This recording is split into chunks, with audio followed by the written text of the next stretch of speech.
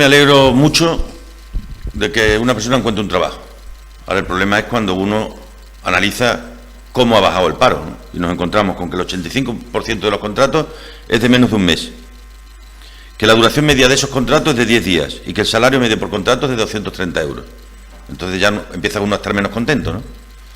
Es fruto de la contratación fundamentalmente de jornaleros, peones de construcción y camareros cocineros, es decir, es fruto de la contratación de temporada. No obstante, ya digo, aunque sea solo un mes, yo me alegro por ellos, porque no hay nada peor en esta vida que no tener esperanza, y al menos ha habido 5.900 personas que han encontrado empleo, aunque sea por poco tiempo y con un salario de miseria. Por eso no puedo estar satisfecho, y por eso no entiendo a aquellos que ponen de manifiesto o ponen el acento en algo que no existe. Y es que el mercado laboral en España está parado, y en Extremadura también. En el primer trimestre del año se han destruido 4.800 puestos de trabajo.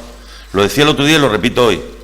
Si creciendo un 0,9 se destruyen en Extremadura 4.800 puestos de trabajo, ¿para qué sirvió la reforma laboral? Que nos habían dicho que era para generar empleo con crecimientos inferiores al 1.